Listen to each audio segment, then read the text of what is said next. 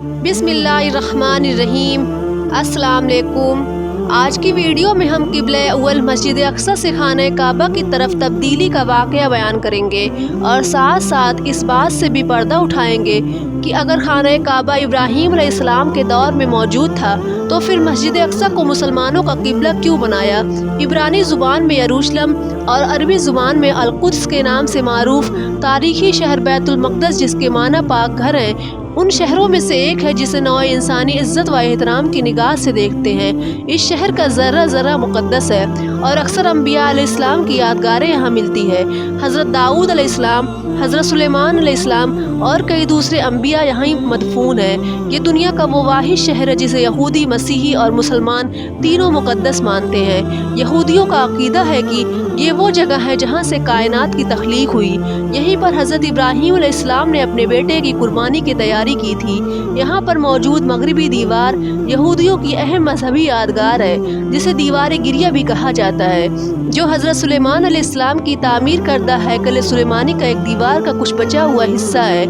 ईसाई कहते हैं कि हज़रत ईसा अलैहिस्सलाम की जाए पैदाइश यहीं वाक़ है। ईसाइयों के मुताबिक हज़रत ईसा अलैहिस्सलाम को यहीं मसलूब किया गया था और इस शहर में इनका सबसे मुक़द्दस कलीसा भी वाक़ है। मुसलमानों के एतकाद के मुताबिक हज़रत मोहम्मद सल्लल्लाहु अलैहि वसल्लम हिजरत के बाद 17 या 19 माह तक इस तरफ रुक करके नमाज पढ़ते थे। जब आप सल्लल्लाहु अलैहि वसल्लम मेराज के लिए गए तो मेराज पर जाने से कब्ल इसी शहर में वाक़ मस्जिद अक्सा में आपने तमाम अम्बिया अलैहिस्सलाम की इमामत करवाई और फिर हज़रत जिब्राईल अलैहिस्सलाम के साथ बुराक पर सवार होकर 7 आसमानों की सैर के लिए गए।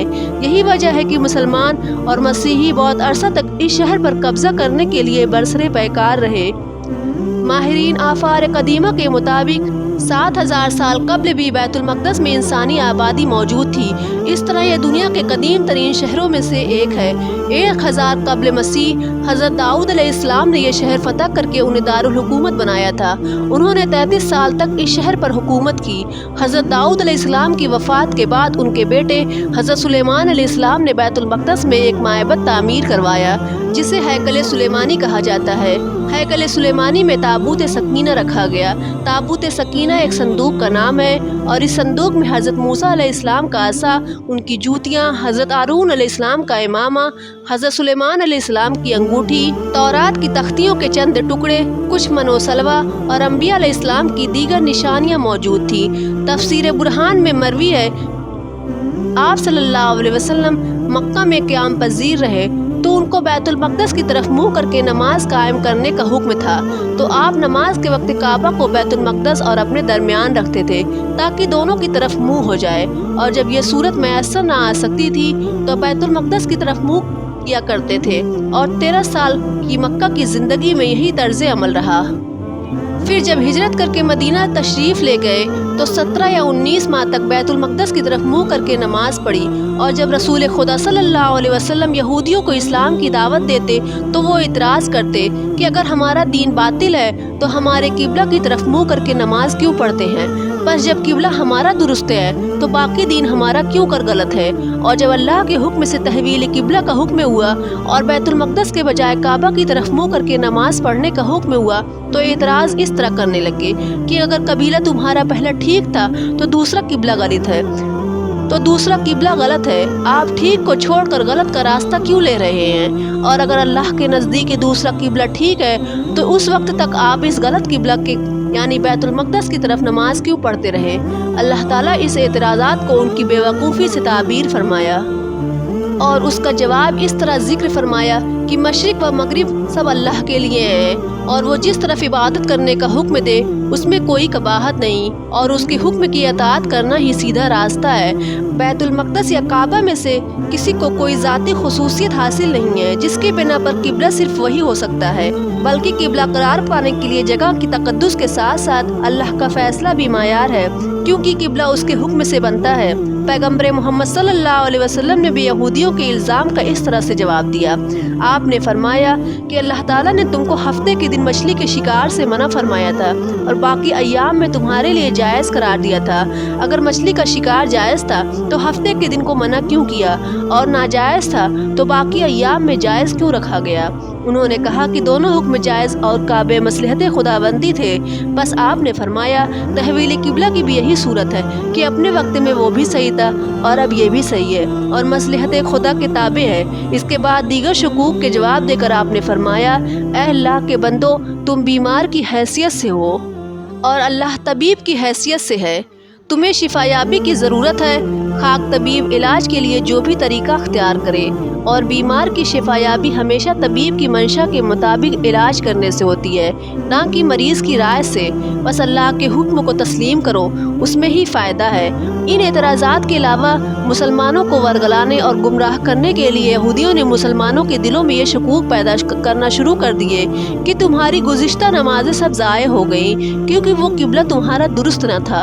रिवायत में है कि हई बिन अख्तब यहूदी मुसलमानों में इस किस्म के मकरूह प्रोपेगंडा करता था, तो खुदावंद करीम ने उसके इस एतराज़ात का जवाब दिया कि तुम्हारी गुज़िश्ता नमाज़ें खुदा ज़ाय नहीं करता, बल्कि अपने वक्त में वो किबला मशीयत खुदाबंदी के मातहत दुरुस्त था और अब मसलहत इज़्दी इस किबला में है, लिहाजा अब ये दुरुस्त है। बस वो नमाजें भी दुरुस्त थी और ये भी सही है। तफसीर अयाशी से मरवी है कि जब तहवील किबला का हुक्म हुआ तो मुसलमानों ने जनाब रसूल खुदा सल्लल्लाहु अलैहि वसल्लम से दरियाफ्त किया कि हमारी गुज़िश्ता नमाज़ें ज़ाया तो नहीं, ये जो हमारे मुसलमान भाई इस ज़माने में इंतकाल कर गए उनको तो कोई गिरफ्त न होगी। बस अल्लाह ताला की तरफ से ये आयत नाज़िल हुई कि खुदा तुम्हारे ईमान को ज़ाया नहीं करता। तहवील किबला यानी किबला की तब्दीली के बारे में अल्लाह ताला ने कुरान में फरमाया है कि खरे और खोटे को अलग अलग करने के लिए हमने तहवील किबला का हुक्म दिया ताकि आम पता चल जाए कि रसूल खुदा की अताअत करने वाले दिलो जान से कौन कौन है और पीछे हटने वाले कौन कौन से हैं। तफसीर बुरहान में मरवी है कि मक्का वाले चूँकि काबा से ज़्यादा मोहब्बत रखते थे इसलिए उनकी ख्वाहिशात के खिलाफ बैतुल मक़दस को किबला करार देने का हुक्म हुआ ताकि ख्वाहिश की अताअत करने वाले और रसूल खुदा सल्लल्लाहु अलैहि वसल्लम की अताअत करने वाले अलग अलग हो जाएं। और जब आप हिजरत करके मदीना तशरीफ़ ले गए तो यहाँ के लोग बैतुल मक़दस के लिए मानूस थे क्योंकि मदीना के यहूदी बैतुल मक़दस की तरफ मुँह करते थे। बस उनकी ख्वाहिशात के खिलाफ काबा की तरफ मुँह करने का हुक्म दे दिया ताकि रसूल खुदा की अताअत गुजार और ख्वाहिश नफ्स के पीछे चलने वाले अलग अलग हो जाए। अगरचे ये बात बड़ी गिरा और भारी थी, लेकिन जिन पर अल्लाह की मेहरबानी हो, उसकी हिदायत व तौफीक शामिल हो तो कोई बड़ी बात नहीं। रिवायत में है कि जब यहूदी रसूल खुदा सल्लल्लाहु अलैहि वसल्लम पर एतराज़ात किए तो आप बहुत रंजीदा हुए और रात को घर से बाहर तशरीफ़ लाकर अम्र खुदा के इंतज़ार में आसमान की तरफ देखते रहे। जब सुबह हुई और नमाज ज़ोहर का वक्त आया, आप बनी सालम की मस्जिद में नमाज ज़ोहर की 2 रकात अदा फरमा चुके थे और आपको बाजुओं से पकड़कर काबा की तरफ फेर दिया गया और उस वक्त कुरान की ये आयत उतरी, हम आपको बार बार आसमान की तरफ मुँह करते देख रहे हैं, लिहाजा अब हम आपको इस किबले की तरफ फेर देते हैं जिसे आप पसंद करते हैं।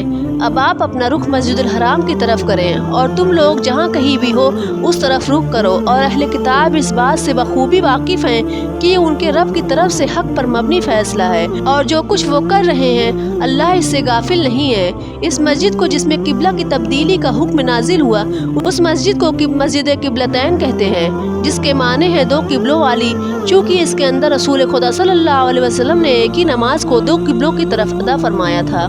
यहाँ पर सवाल ये पैदा होता है कि तहवील किबला के लिए आपको इस कदर इंतज़ार क्यों था कि रात को घर से बाहर निकलकर आसमान की तरफ देखते और वही का इंतज़ार फरमाते थे। इसके बारे में मुफस्सरीन ने बयान किया है कि एक तो अल्लाह का वादा था कि आपका किबला बैतुल मक़दस से तब्दील करके खाने काबा को करार दिया जाएगा, लिहाजा आप मुंतज़िर थे।